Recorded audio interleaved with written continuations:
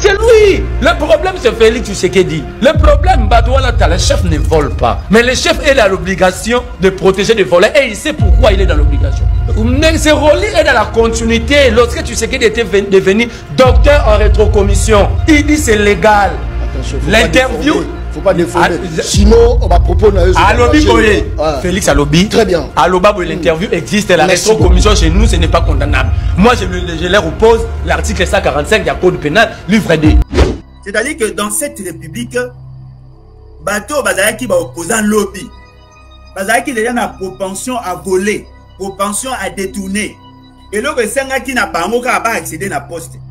C'est-à-dire que souci na bango ezalaki pour manifester leur degré à bol, il y a détournement ya muyibi. Et ben ko senga ka eloko moko, bazwa poste. Le lo bazu poste. Le plus grand protecteur, il y a pas détourneur à Moko s'appelle Monsieur Félix Tshisekedi Tshilombo. On arrête Vital Kamerhe pour détourner Tshilombo, mais mon anaté Tshisekedi, c'est un homme honnête. Donc la justice ne peut pas arrêter un homme honnête. On a insulté la justice pour protéger son ami. Mais Félix Tshisekedi a salé erreur Moko et j'allais rappeler en gros. Ceux qui battent Bakanga, ça c'est leur problème. Et puis Félix Tshisekedi a comment à pouvoir, mbongo ya l'État et comment pour n'a pas politicien. Mbongo ya l'État ezali sous-souté pour l'intérêt ya batu nyonso. Bangonde ba esalama pour que ba liaka. Baza ko kabo la richesse ya mboka na biso, baza ko sala c'est que bango ba se retrouve.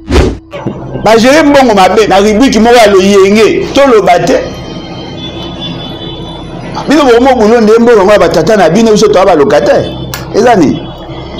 Personne n'a le droit de m'intimider. Ceux qui vont faire la service tribunal, ça c'est vous, mais moi je pars. Les Congolais veulent savoir pourquoi les biens de l'État sont dilapidés comme ça. Cet argent, ce n'est pas l'argent de Bodji, ce n'est pas l'argent de Fwamba, ce n'est pas l'argent de Constant Moutamba, c'est l'argent du trésor public. C'est à eux maintenant de nous dire que cet argent-là est venu d'où? Nicolas Kazadi. Félix dit c'est un père de famille, il ne faut pas jeter son honneur dans la rue. On dirait plus que Congolo, on a fait bungi, tout ça va faire Bamboloko, Batate, Banzete, père de famille. Yango Bapekisayo, on a visé la justice. On a visé la justice. C'est-à-dire que la justice au Congo est au service. Et je vous dis, il n'y a même pas de site à Kisangani où serait érigée une certaine maison d'arrêt. Voilà l'arnaque Moutambala qui parle jour et nuit, donner des leçons. Ce qui va lobby pour ngana lobby il faut pas kanganga. Mais la grande question il faut ba magistrat va me poser. Ba fait ngana lobby za lukuta. Ils ont confisqué des biens des gens. Lui-même ministre, il descend pour aller sceller des biens d'autrui. Ça c'est inacceptable. Dans ces pays, il n'y a pas des hommes forts. Nous voulons des institutions fortes. Ça a eu près de 5 milliards 400 millions mal gérés. Et là, ça soupé en une année. Mais moi, je pensais que c'était en 5 ans. C'est en une année qu'ils ont mal géré près de 5 milliards de dollars. Les ministres des Finances nous disent comment les 19 millions 800 000 dollars se sont retrouvés dans les comptes de la Robank. Puisque le CNRF a bloqué ce montant-là, et nous venons de vérifier à la Robank, ce montant est là. Et puis, ça moi aussi, ça maman papa n'a été soka oyoka, si on m'arrête pour des raisons justes, taisez-vous, ne parlez pas. Nous avons aussi initié la procédure de défiance, puisqu'ils sont indignes de diriger le pays, ils sont indignes de nous représenter.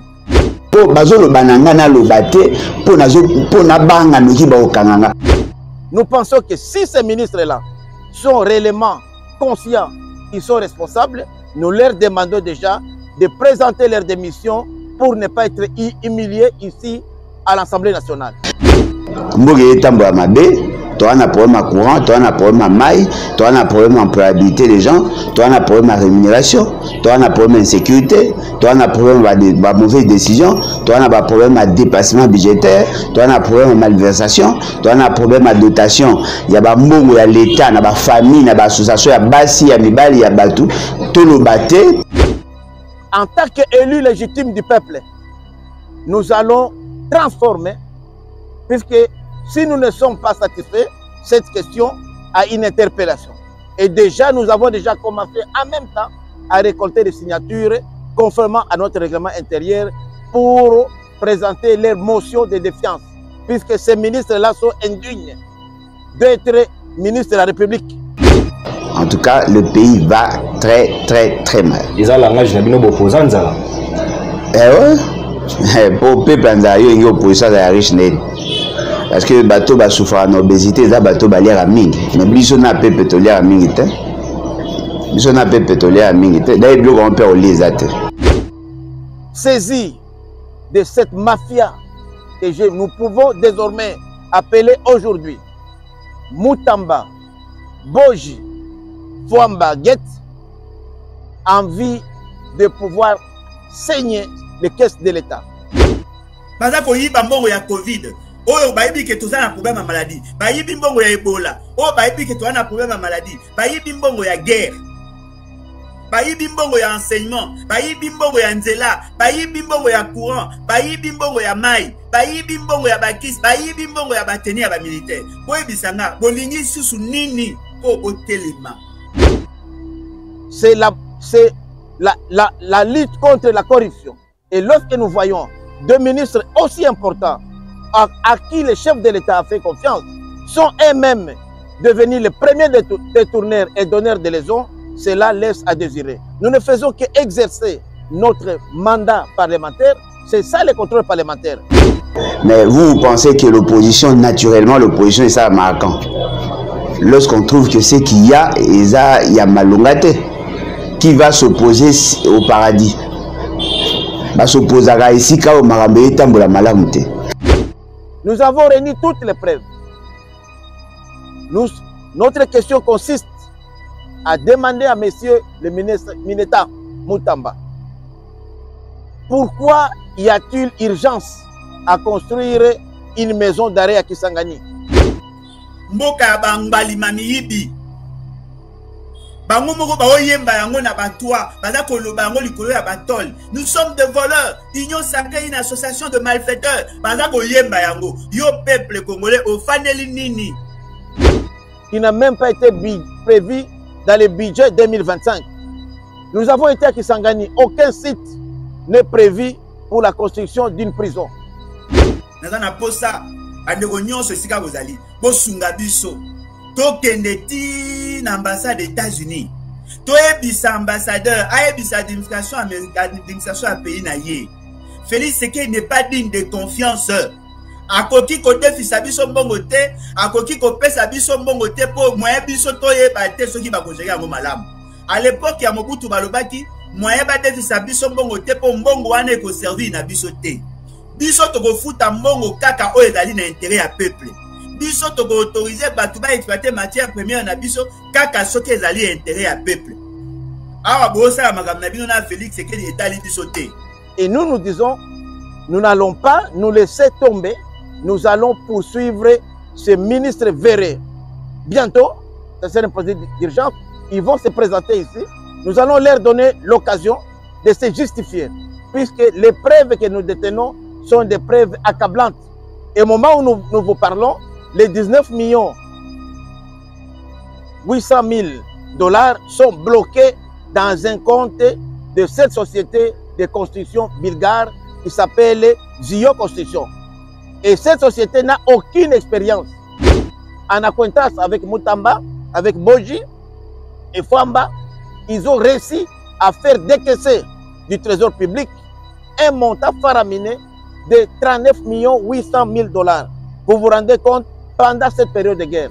Là, nous donnons raison à Nanga qui avait dit qu'il avait ses représentants dans le gouvernement comme dans les institutions du pays. Aux articles 179, 185 et 186 du règlement intérieur de l'Assemblée nationale, nous avons initié une question orale avec débat adressée à leurs excellences, le ministre d'État, ministre de la Justice, M. Constant Mutamba, ministre d'État, ministre du Budget, Boji Sangara Aimé, et ministre des Finances, Fwamba. La question consiste à éclairer les lanternes de la représentation nationale sur un détournement des fonds de 39 800 000 $ américains destinés à la construction d'une prison centrale à Kisangani. Nous avons été éclairés de constater que sans respect de la procédure légale, notamment le respect de la chaîne de dépenses, il y a aujourd'hui 19 800 000 $ qui viennent d'être saisis à la Banque centrale. À qui profite le crime? Ça profite à M. Félix Tshisekedi. Ça profite à toute sa bande. Ça profite à sa famille biologique, idéologique, politique. Mais le peuple ne se retrouve pas dans ça. Il y a un peuple congolais. Mukolonini yoko silika pona pasi na yo. Mukolonini yoko telema pona koloba non détournement. Mukolonini yoko zwa la question à bras le corps pour que yo o imposer volonté na yo. Parce que boye bango les sous-sols, les richesses et sous-sol ici la ka. La guerre d'agression a duré trop longtemps en raison de nos divergences. L'ennemi nous a manipulés en créant des conflits inutiles à travers des messages séparatistes. Aujourd'hui, nous avons pris conscience de cela et ensemble, nous disons non au régime de Paul Kagame. Crions haut et fort, 30 ans, ça suffit. 30 ans, ça suffit. Le génocide rwandais est estimé à 800 000 morts, mais chez nous, ce sont 18 millions de vies qui ont été fauchées. En 1994, l'ennemi nous a infiltrés. Mais aujourd'hui, nous disons, 30 ans, ça suffit. Peuple congolais, nous n'avons que cette terre, héritée de nos ancêtres. Nous avons le devoir de la protéger. Il n'est plus question d'être divisés. Soyons unis, car c'est par l'unité que nous avons remporté cette guerre. L'heure est à la cohésion nationale. Bonjour à vous, en tout cas, merci beaucoup. Naïbi que vous êtes très nombreux à nous suivre en ce net moment dans le cadre et à réfléchissons ensemble, mais réfléchissons bien. Nalingi, premièrement, qu'on s'excuse pour na retard au Tobandi. Vous l'avez certainement remarqué. Nous avons un problème il y a virus dans la machine, on a salé là. Il s'est posé un petit souci. Je suis même en train de antivirus en ligne. Tellement que minute l'équinde yango et sali que na s'est lancé. Ne soyez pas surpris que dans une minute Golanda peut-être que Kata ou tout ça parce qu'il y a des grands soucis na makambo antivirus. Nazongi lisusu dans le cadre et réfléchissons ensemble mais réfléchissons bien. Nazongi justement pour que tout l'obéla matali la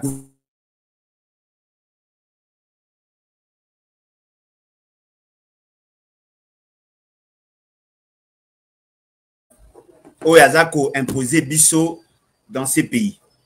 Vous savez que notre pays a un problème ébélé, un problème mingi d'aller lié na mbongo. Dans la difficulté, il y a quoi assouvir certains besoins existentiels, justement parce qu'il se pose un problème de moyens. Mbongo eza penza mingité, mais la dépense au tozako effectué, ezako la kisake, nous ne sommes pas disciplinés, nous ne sommes pas sérieux. Et je crois que ça soit mon père, que ça soit le père. Il y a Nicolas Kazadi, Nicolas Kazadi, d'ailleurs tout le monde le sait, papa Nazaki est économiste. Moi, mon père fut un commerçant. C'est-à-dire que Baza Pato, Okuna Ebi théorie, Okuna Ebi pratique. Effectivement, nos parents avaient raison. La meilleure manière de gouverner, la meilleure manière de se rassurer d'une certaine stabilité financière, c'est de gérer de manière orthodoxe le peu d'argent que l'on a. Lelo, Tozan n'a pas si ponanine. Mboga Nabiso est traversé une longue période de crise. Je prends d'abord l'aspect de la crise financière et économique. Pendant des années, l'État disait à la population, voilà, et Bongaki, vous serrez ceinture. Mabiso n'a pas programme d'ajustement structurel, il y a Banque mondiale, il y a eu grincement des dents, il y a eu grande sociale. La population, il est là qui, et mon avis que, Mboka n'a pas. Bah, ça biso bokanga mutema bozela makameko funga. Et pour arriver le sous que Namboka Nabiso te connaître le pillage et ainsi de suite. À chaque fois, le gouvernement disait à la population, gardez votre calme, prenez votre mal à patience. Toujours Bongisa Makambo, Kalamingite Makambo Fungama, Binope Bogo se retrouver. Mais biso tourner collé à Tobi, mais pour l'année, nous avons senga la population, à Kangamutema, mais Bino Bogo dilapider les fonds publics. Bah, Ebisiliso, n'a pas théoricien que non, voilà, Makamona Biso, parce que la communauté internationale, a koyi Babilo Konabiso, a empêché Biso de se développer. Mais avec le temps, tout le monde s'est rendu compte que le problème n'était pas seulement par rapport à la communauté internationale, il y avait aussi une responsabilité au niveau national. Parce que Mbongo Toandai Kozwa, pendant toutes ces années, et Kokaki ko servi Biso, pour résoudre un certain nombre de problèmes. Parmi les problèmes à Ango, il y a des problèmes, il y a l'employabilité des jeunes, problème, il y a refinancer le projet de développement, problème, il y a renforcer davantage le fonctionnement et l'administration. Et donc, tous ces besoins-là, et c'est qui Mbongo, mais Mbongo Tozaki Nango, c'était mal géré. Bandekonabiso a eu de pèse, Babundi, pendant des années d'après Bango, certains parlent de 37 ans, Bamsou Balobi, d'un Moudam Talobaga, Bamboula, Oya, Lobi, Oya Zokamis. Les lois, bazan à pouvoir. Na pouvoir, oh, Bango Bazaï na Yango, en réalité, et bon, qui va corriger. Et l'avantage na Bango Ezali, bah, Kokota na pouvoir, pendant que l'État a créé une série de réformes, et ces réformes-là, et permettre naïe l'État à avoir plus d'argent en matière de mine. Comme vous le savez, le secteur minier, c'est un secteur rentable. Bien qu'ils aient une faible capacité génératrice d'emploi, mais il y a un secteur rentable parce que ça apporte plus de revenus et aux entreprises et à l'État. Mais le cas de qui n'a problème, il y a fixation, il y a taux d'imposition, il y a redevance, il y a taxes, il y a impôts. Il lui fallu que va changer au taux d'un code minier. À partir du code minier, de ça le taux. Si le corps va faire ça, moratoire, et pour arriver que c'est à partir il y a 2019-2021, ne bonga qui va bandasko au futa. Baeko sala réforme wana, Tozeli, Félix est l'actuel au pouvoir. Première année à Félix, a coûté un budget à 4,9 millions et 1,4 milliard. On a dit budget Yasuka Oyo nani Chibala à Salaki. Deuxième année, c'est-à-dire 2020, à l'époque à Célé à la Gouli, la commission on a 6 milliards 900 millions. 2021, tu commune à 11 milliards. 2022, tu commune à 11 milliards et de poussière. 2023, tu commune à 16 milliards. 2024, tu commune à 16 milliards et de poussière. 2025, tu commune à 18 milliards et 500 millions de dollars. C'est-à-dire sur le plan numérique, sur le plan nominal, tout le monde a que budget à l'État et ça. Ce qui est aussi vrai. En termes de capacité mobilisatrice, au regard, il y a un taux d'imposition à SICA. L'État congolais est devenu plus riche qu'avant. C'est-à-dire, en termes de mobilisation, l'État a mobilisé plus grâce à la réforme au Salamaki, il y a code minier. L'État a la capacité de mobiliser plus. Non seulement que le coût, il y a matière première en international et mati, il y a mis balé, le taux d'imposition et mati, il y a mis sato, et ça dit que entreprise mingi o bayaki, bandaki ko futa biso même de manière anticipative, donc il a été difficile, n'est-ce pas, il y a à ne pas payer. Bamsous balobi, et d'aller grâce à la réforme au baron basa qui n'a IGF, là c'est discutable.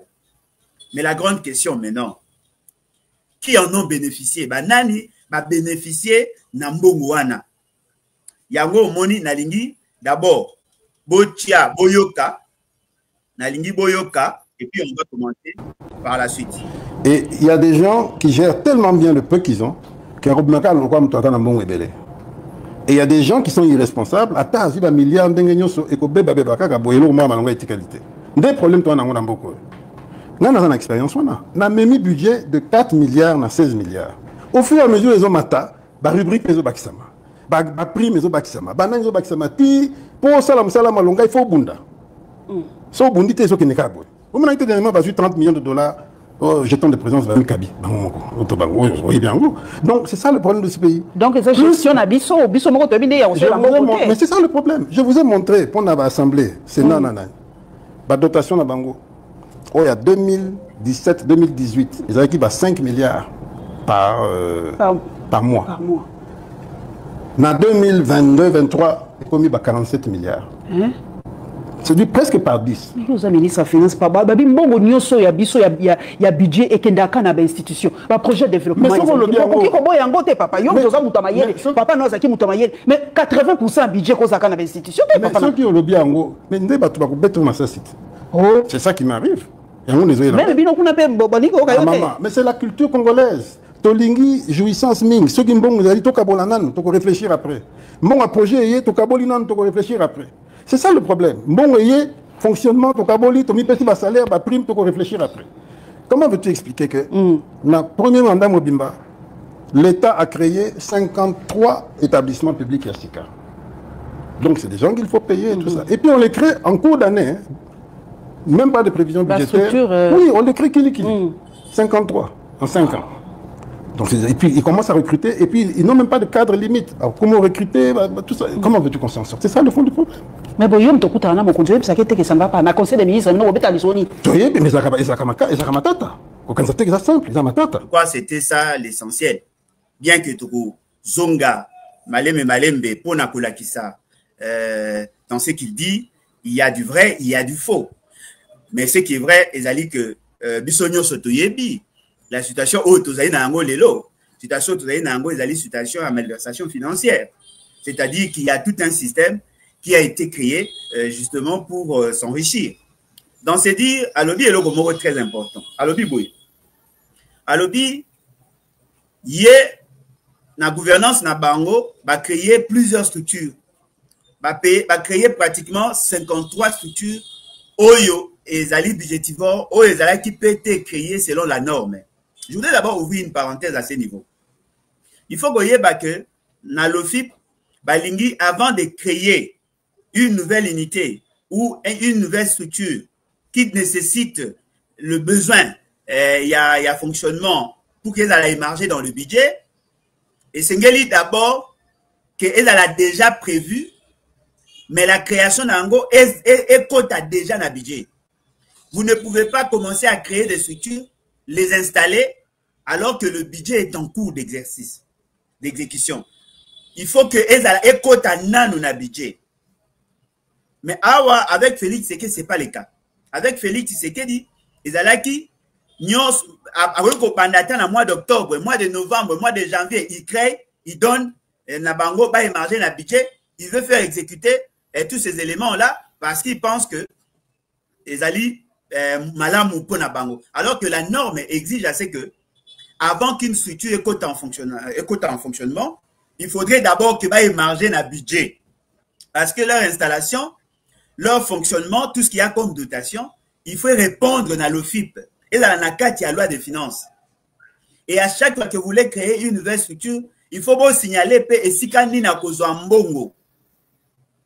Parce que si vous ne le faites pas, eh bien, vous créez les conditions, il y a des dysfonctionnements.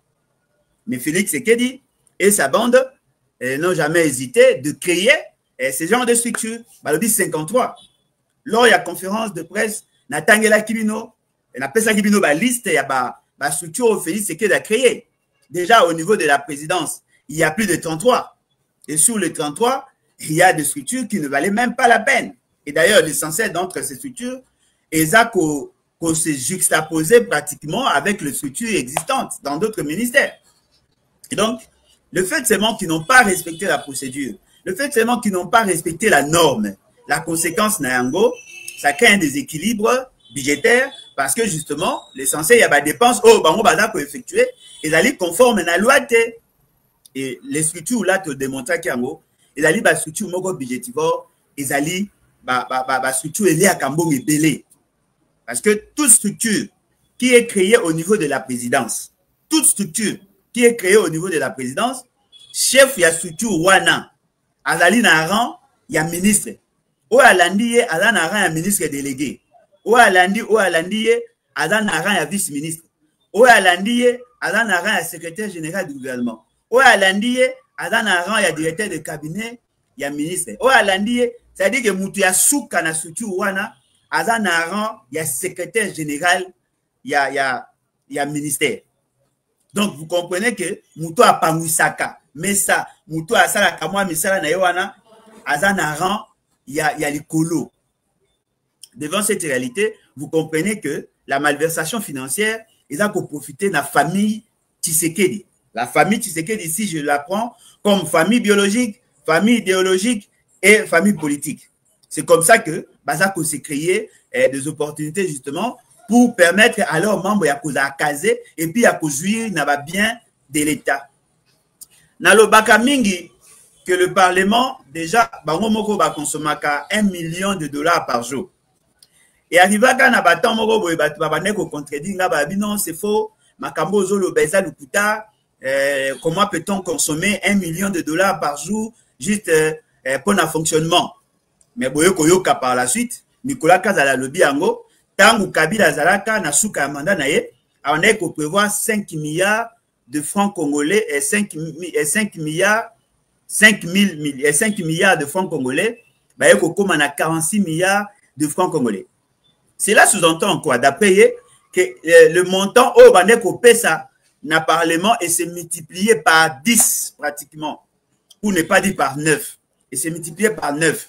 Ce qui te sali, te déflaté au regard de la fluctuation monétaire, tu commences pratiquement bah, multiplier par 8, entre 7 et 8, c'est-à-dire 700% de plus au Bango Babakisi. Les lonettes aux Aliawa, que l'Assemblée nationale a dépensé par mois 16 millions de dollars sur le sali dépassement budgétaire. Le Sénat a dépensé pratiquement dans le 12 à 14 milliards à 14 millions de dollars. Ce qu'on s'en ici est sali pratiquement 30 millions de dollars par mois. Or, moi civil, dans la matière d'administration, le nombre de jours d'administration est à 22 jours. Donc, ce qu'on dit, 30 millions wana, divisé par 22, et qu'on peut s'abîmer plus d'1 million de dollars par jour. Oyo, l'Assemblée nationale et le Sénat va dépenser par jour. Et là, la salle est en gros pour l'année, parce que dans le Ngoli, mais en réalité, ce qu'on peut dire dans la Katia solo, on peut comprendre que l'Assemblée nationale ne travaille pas chaque jour. Déjà, dans la session, 2 sessions, il y a 3 mois. Ça fait 6 mois. 3 mois, ça fait 6 mois. Pour atteindre la vacances parlementaires. Première session est la session de mars. Ils ont le 15 mars au 15 juin. Deuxième session est la session en septembre. Et Bandaka le 15 septembre au 15 décembre. Mais Bapé Sakabango par jour, 1 million, plus d'1 million de dollars par jour. Oyo Bango va utiliser pour le fonctionnement. Sans oublier que les députés nationaux, n'aba assistant na bango, n'aba staff na bango, c'est-à-dire ba cabinet na bango, baza na bambongo, ba pesa ka bango, il y a salaire. Donc vous comprenez que l'institution président de la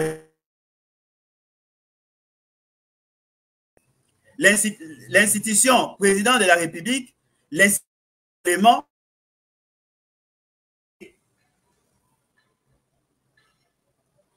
Bazwa Kambonge Belé va consommer beaucoup de crédits justement parce que l'État, dans le mécanisme budgétaire, va payer ça par moyen belé. Mais là, ils ont passé. Tous ces gens-là participent aussi dans une certaine mesure à la gestion. Bobo Sanate, tout ça déjà dans 55 membres il y a gouvernement. Chaque cabinet a au moins 50 personnes. Sur les 50 personnes, ce qu'on multiplie par 55, ça vous fait pratiquement dans le 250 et 2500 personnes. Oyo Bango, qu'on prendre en charge. Donc, toutes ces dépenses au Bango vont fonctionner. En termes de voyage, en termes de prise en charge de la santé, en termes d'indemnité, en termes de c'est-à-dire que dépenses union dépenses union sur Bango va salaka. Yango ne question yo maman Paulette à lobby. Makamouya 60 à 80% à budget et qu'il n'y a qu'à un fonctionnement, il y a une institution. Donc, les dépenses, ils arrivent à dépenses, oyo, bango moko va mi payer ça grâce au budget. Mais pas si maintenant ils arrivent. De manière globale, le budget national, ils arrivent dans nos mouquets par rapport à nos besoins. Bien que Balobi n'a bino que le budget, ils arrivent il y a 18 milliards, mais en réalité, la capacité mobilisatrice n'a il y a 9 milliards pratiquement. C'est-à-dire qu'il y a déjà un déficit. Il y a déjà un problème. Mais au-delà, il y a un problème, qui s'agit sur un problème, il y a mauvaise gestion. Parce que sur les 100%, il y a budget, 60% est dans le fonctionnement, 40%, et la ligue 40% est bon qui va checker l'investissement. Et dans les investissements, maintenant, ils initient des projets. L'essentiel de ces projets-là ne s'exécutent jamais. C'est-à-dire que dans le monde, un projet initié, paie l'équipe à l'âme. Le projet à niveau national, le projet à niveau de la province, le projet à niveau de l'entité territoriale décentralisée. Et ça, mais à chaque fois que ça va projet, il y a toujours des détournements. Mbongo ya l'État, ils ont la grande question, à qui profite le crime? À qui profite la situation que nous vivons? Parce que tu continue, il y a Kofanda, Nangongo, Batebele, Bazako Kufa, na passe. Nazu exemple moko. Balobi non voilà nombre y a volume, y a production, y a matière première et mati. Tu vois ko beta maboko. Mais tant que mati, biso to ko ressentir en grâce y a l'assiette fiscale. Tu ko bazui mbongo wana ba pesi na gouvernement. Ndambo ya mbongo ba pesi pour que le gouvernement fonctionne. Ndambo ya mbongo ba pesi pour que le gouvernement initie des projets de développement au but de bénéficier. Ndambo ya mbongo ba bombi yango pona ko soutenir la génération future, na ndenge ba créer Fomine, Fonarev et ainsi de suite. Mais là vous allez surprenant. Mbongo ya Fomine, baza ko yiba, mbongo ya Fonarev, baza ko yiba, mbongo ya investissement pour que biso to bénéficier. Baza ko yiba, mbongo ya bango ya fonctionnement na bango, baza ko zwa. Et là kisi ke ndenge to zali awa, nkita ya Congo et fandi na poignée de main ya batu. C'est-à-dire net aux aléas union sacrée yemoko azako lia mbongo koleka union sacrée azako lia mbongo koleka batu nyonso batika na Congo. Sur les 100% bango bazako lia plus de 20 et de 80%. Mais les restes de Congolais batika bazako se contenter na 20%. Ce qui fait que aujourd'hui mutu nyonso ya union sacrée ou a eu opportunité à koma pembeni ya pouvoir ce ko talié au komona vie échangea ba vie na bango échangea ba koma na bambongo ba koma kotonga bandaku kosoma bandaku na bapoto ba koma kosala makambo ebele na bato to kanisa ke bazaka na mbongo lelo to yebike muyibi eza ko continuer kaka. Il y a plusieurs projets qui ont été initiés mais ces projets là suka mbongo ebunga kaka. La grande question que Tozumi posait. À qui profite le crime? Nyonso wana eza ko profiter na nani? Na bango. Pas ezali ndeko na biso Nicolas Kazada lobi lelo na gouvernance na bango soki kako meki kotelemela muyibi bako combattre yo même na conseil des ministres. Cela veut dire quoi? Ayi koyebi sabino. C'est le conseil des ministres qui organise le détournement de fonds publics. Or, le conseil des ministres est présidé par la personne du président et dans une faible mesure, la personne de la première ministre. Ce qui ont dénoncé, ce qui ont ligné au sala, makambupo na intérêt à Congo, le gouvernement a télémelaka. Je crois que Tokolanda les sous vidéo naie pour que Boyoka ndenge yemoko alobi en tout cas gestion mikolo ya finance publique ya malamuté na ministre Sika Doudou Famba topesi mbote menga lengina tuna yo tangu bana mboka balobi nanga lokolo komona papa Nicolas Kazadi balobi mbongo ezalaka na mboka na biso tangu balobaka le Congo ne manque pas d'argent oh boy mais yo mto za osimbaka finance na mboka est-ce qu'on a vraiment l'argent na mboka na biso to ezamit maman mbongo ngai papa nanga aza économie azalaki économiste moko de renom et il m'a éduqué correctement. Aïb Sangaï toujours, la fortune, ce n'est pas la quantité d'argent que tu as. Okay. C'est comment tu gères ce que tu as. Et il y a des gens qui gèrent tellement bien le peu qu'ils ont, et il y a des gens qui sont irresponsables. Boyoki, c'est-à-dire, Ndenge Zaliawa, Moutouato dans l'ambongo ebele. Ce qu'on a indiscipliné, on a pour mesurer et qu'on peut pas kakaboy. C'est-à-dire l'essentiel de projet initié et abouti sagaté, parce que mbongo bébara kakabwe parce que bato baza ko gérer baza indiscipliné to landa lisusu Nous avons une expérience na même budget de 4 milliards na 16 milliards au fur et à mesure les hommes ba rubrique les bakisama ba prime les bakisama ba nanzo bakisama ti pour salam malonga il faut bunda so bundi te so kenekabwe pour mon été dernièrement ba 30 millions de dollars au jeton de présence ba mikabi bango otobango oui bien go oti koloba ngwa ye moko ke ba zwaka ba mbongo ba mikaboli c'est-à-dire ceux qui 30 millions de dollars ezali ba zumbongo wana ba mikaboli ba mipesi ba jeton de présence ba sala ka ke bango moko ba gagner bango moko ba profiter na mbongo wana bazaka soki ba zumbongo wana mbongo ezali to sala likamo moko boya le bo bimisi biso mbongo ba bimisi mbongo 30 millions ba se redistribuer mbongo wana c'est ce qu'il dit et je crois que boyoki est malade toza koyoka ye lisusu. Donc, c'est gestion à biso moko to binde ya on la mais c'est ça le problème. Je vous ai montré pour notre assemblée, c'est nanana. La dotation na bango. Oh, il y a 2017-2018, ils avaient qui 5 milliards par mois. Par mois. Na 2022-23, ils ont commis 47 milliards. Boyoki, c'est-à-dire ils avaient qui 5 milliards par mois. À partir à Félix, c'est qu'il est commis 56 à 57 milliards, 46 à 47 milliards. C'est-à-dire qu'à Matisi, mbongo ya dépense na bango par mois. Nyon soane n'engi kola kisali.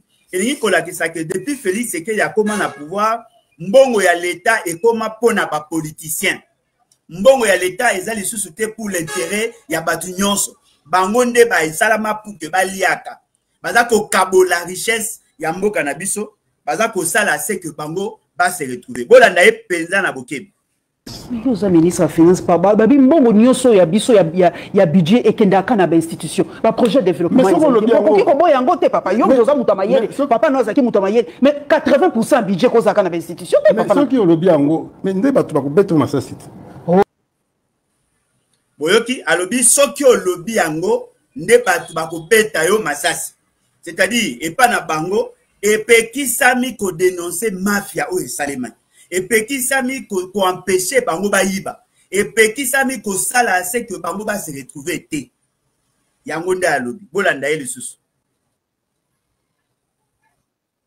maman mais c'est la culture congolaise tolingi jouissance ming ceux qui mbongo zali to kabolanan to ko réfléchir après mon projet yé to kabolinan to ko réfléchir après boyoki alobi bango ba congolais de mauvaise qualité balingi jouissance mingi ceux qui mbongo yé ba kaboli après ba ko réfléchir après mbongo yo ba obeti ezali mbongo ya projet ezali mbongo ya finance publique ezali compte du trésor c'est-à-dire que ceux qui mbongo yé bango ba zui ba bimisi ba kaboli nanu après ba ko réfléchir après ce qu'on moni ba sali projet ba le dit que voilà que ngito sala projet à kotonga nzela intention n'est pas de construire la route.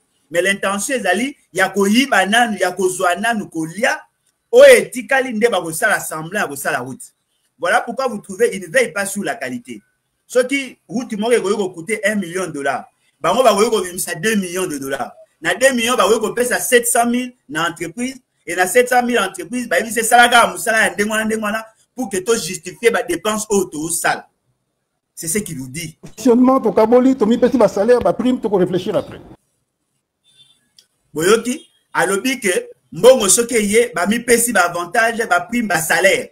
Parce que salaire na prime ba pesa ka chômeur te. Ba pesa ka batu oyo bazali pour sala musala. Et mingi bato ba sala ka musala ya l'État. Ba mi pesi, c'est-à-dire, aza kozwa na niveau ya batu oyo baza kozwa ba décision. Eza batu ya CT. Bango soki bazui ba mi pesi ba prime. Le long nenge tozali awa, ba agent ebele à l'État ba futa marate. Mingi ba futa maramabe. Baza na salaire à mouké, ba msou ba na prime pe à mouké, ba msou pe ba na prime te.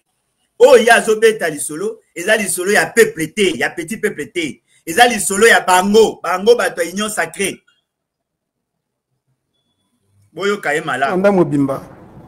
L'État a créé 53 établissements publics Yassika. Donc c'est des gens qu'il faut payer. Boyoki, c'est-à-dire na mandat à liboso ya Félix Tshisekedi. Lokola batu batiaka pression que ba militant à parti bazaki na ba poste te et que prometaka batu belé ba poste mingi bautaka diaspora na bautaka kabea kamwanga bayaka po bazwa ba poste. Mais fort malheureusement ba poste ezalaki muke parce que taille ya gouvernement ezalaki limité. Asali siko nini a créé 53 établissements. Oyo ekopesa bango ba rang ya ministre, c'est-à-dire ils ont les mêmes avantages que les ministres, mais bazali batu ya gouvernement ezali bato bazali rattaché na présidence. Apesi bango ba opportunité pour que bango pe ba un avantage au ba ministre bazalaka. Avantage à ministre, c'est-à-dire à côté ça y salaire décent, à côté ça y prime institutionnelle, à côté ça y prime spéciale, à côté ça y indemnité kilométrique, à côté ça y indemnité de logement, c'est-à-dire que bazulaka bango bandaku, bazupesa bango ba mituka, bazana ba garde du corps, nyonso ministre azalaka nango, bapesi bango pour que bango pe basepela. Boyende sikoyo bantu na ye balobaka, voilà akokisi makambo alobaki po apesi biso misala. Sikoyo ba créer 53 structures. C'est-à-dire en Suisse il y a membre ya gouvernement, ndenge tozana bango, aza peine à 53 personnes qui ont rang de ministre. Sans compter ba conseiller na ye, ba chargé d'études, ba conseillers principaux, ba conseillers spéciaux, bango nyonso ba peine à ba rang, il y a ba membre ya gouvernement. Cela veut dire que mbongo nyonso ya mboka depuis que Félix Tshisekedi a continué à pouvoir tilelo ezali pour na ko récompenser batu nyonso baza batu ya kabea kamwanga batu nyonso ba batu ya IDPS batu nyonso ba batu ya union sacrée alingia pesa bango ba poste pour que bango nyonso baza la malamu baza na possibilité à défendre le pouvoir na ye. C'est ça la réalité. Nazo poser cette question, le peuple gagne quoi? Même pas de prévision budgétaire. Oui, on l'écrit qu'il 53 en 5 ans. Donc, et puis ils commencent à recruter et puis ils n'ont même pas de cadre limite. Alors, comment recruter tout ça, comment veux-tu qu'on s'en sorte? C'est ça le fond du problème. Mais bon, il y a un conseil que ça ne va pas. Le conseil des ministres, non, mais mais ça matata. Aucun c'est simple, ça matata. Mais ça moko comme tout ça, famille moko. Voilà, baza famille moko. Donc, le quoi baza famille moko, moyen ba s'entretuer té, yango moni azara na problème. Yé le quoi la téléméla qui bango balingisko ba détruire. Mais bato baza na famille à Tshisekedi ba banane. Famille biologique, famille idéologique, famille politique. Et ça bato oyo bazaka ndinga ya Félix. Siko ndenge bazaka ndinga ya Félix wana. Bazali bato bino bo mena ka bango ba bato malonga. Ba ministre, ba membre ya parlement, membre ya structure na ye, la justice, bref, tous ceux qui participent dans la gestion. Au moni, eloko tozolo ba pona nini. Lelo ndenge tozali a bozoyo kalisolo ya notre jeune frère Constant Mutamba, non? Bozoyo kanenge baza kotanga ye dans certains dossiers que nous ne maîtrisons pas par ailleurs. Mais na ba dossier na ba otanga ye na malversation financière. Ba otanga ye na tentative de détournement de fonds. Si ces éléments là s'avéraient vrais, Nani Mosantu, Pemena Félix Tshisekedi. Boyoka pe batanga le procureur, le président de la Cour constitutionnelle. O atanga ezali madame Denise Mukendi de ce choix. Atanga a lobby clairement que bapesaka ye $1 million, bapesaka Cour constitutionnelle $1 million pour qu'elle qui sa nego ya nanga. Nanga oyo azali ko sala rébellion, ndeko na ye o azali ki gouverneur ya Otuele. Il semblerait qu'il y a pesaka $1 million pour que les Kisaye député national.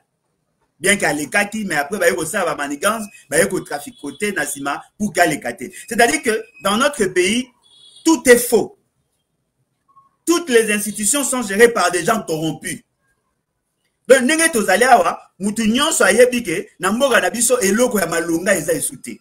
Nyonso ebeba, nyonso eza akopola. Mais na lingi, soki ekosimba, nalingi boyoka intervention ya ndeko moko ndeko wana abenga kingai avant tout banda vidéo à se présenter boyoka ye probablement qu'il va vous expliquer situation ya zanango et la situation car il y a ba gestion et la situation il y a mauvaise gouvernance et la situation il y a malversation financière et dans le cadre de projet et donc voilà pourquoi Naza Kolingana, na le Kisaye pour Abenga Kinga avant, donc je ne pouvais pas le faire passer. Voilà pourquoi j'ai tenté de l'appeler. Fort malheureusement, Azako Yambate. Mais de quoi on a abeté le solo. Il y a un autre ministre, Oyo, Azali cité, n'a problème, il y a il y a malversation, azali cité na problème ya détournement de fonds. Boyokaki mikolo yuti koleka, batangi pe kombo ya ancien ministre de la défense, batangi kombo ya batebele en matière ya ba fonds destinés na guerre. Boyokaki makambo ya banzela, babimisaka près de 2 milliards de dollars chaque année, makambo ya 80 millions de dollars pour na Kinshasa zéro trou. Boyebi makambo esalemaki na pour na Kasai parce que na Kasai babimisi mbongo pour la 3e fois. Kasai oriental pour na kotunga yango pour la 3e fois. Boyokaki projet à 100 jours, Boyokaki projet à 145 territoires, Boyokaki.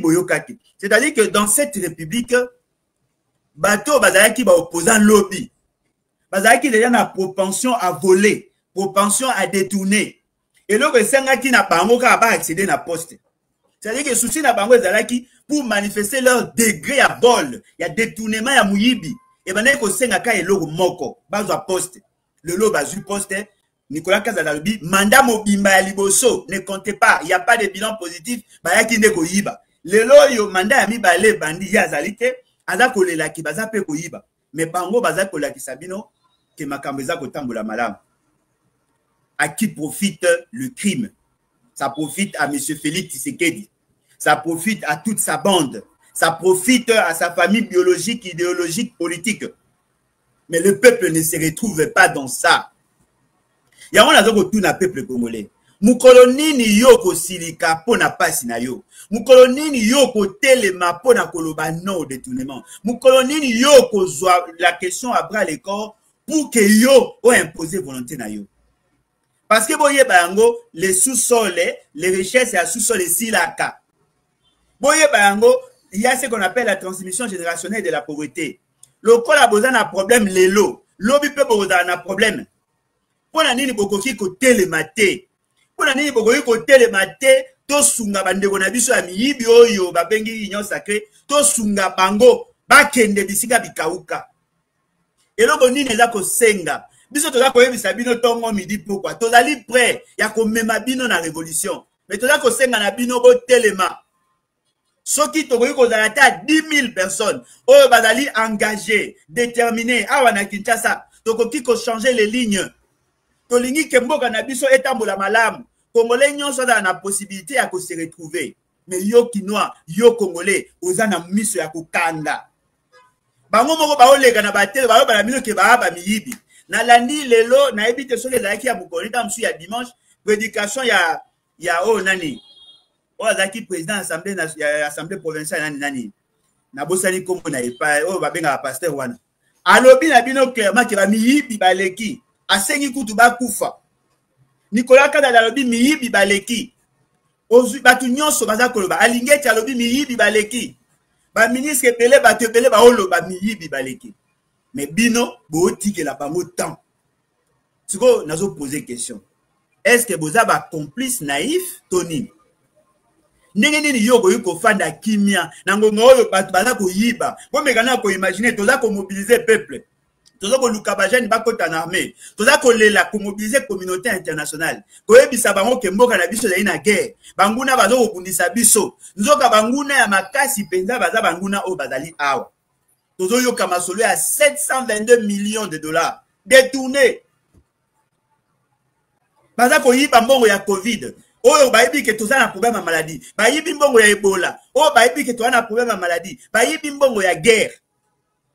Bayibi mbongo ya enseignement, bayibi mbongo ya nzela, bayibi mbongo ya courant, bayibi mbongo ya mai, bayibi mbongo ya bakis, bayibi mbongo ya bateni ya ba militaire. Boyebi sanga, bolingi susu nini po botelema. Eloko nini sengi, eloko nini zangi bino po botelema. Ndeko nanga.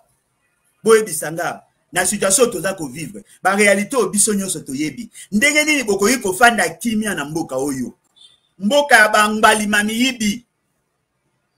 Bango moko ba oyemba yango na batwa, baza koloba yango likolo ya batol. Nous sommes des voleurs. Union sacrée, une association de malfaiteurs. Baza koyemba yango. Yo peuple congolais ofandeli nini? Telema peuple congolais. Telema. Naza na posa bandeko nyonso esika bozali. Bosunga biso. Tokende ti na ambassade des États-Unis. Toyebisa ambassadeur, ayebisa administration américaine, administration à pays na ye. Félix Tshisekedi n'est pas digne de confiance. akoki kodefisa biso mbongo te, akoki kopesa biso mbongo te po moyen biso toyeba te soki bakojere yango malamu. À l'époque ya Mobutu balobaki moyen badefisa biso mbongo te po mbongo wana ekoservir na biso te. Biso tokofuta mbongo kaka oyo ezali na intérêt ya peuple. Biso toko autoriser batu ba exploiter matière première na biso kaka soki ezali intérêt ya peuple. Awa bosa makambo na bino na Félix Sekedi etali biso te. Nani akoki kosunga biso to sala eloko wana? En tout cas, naza ko senga bilenge, naza ko senga ba papa, ba maman. Boya to s'organiser. To banano na ambassade des États-Unis.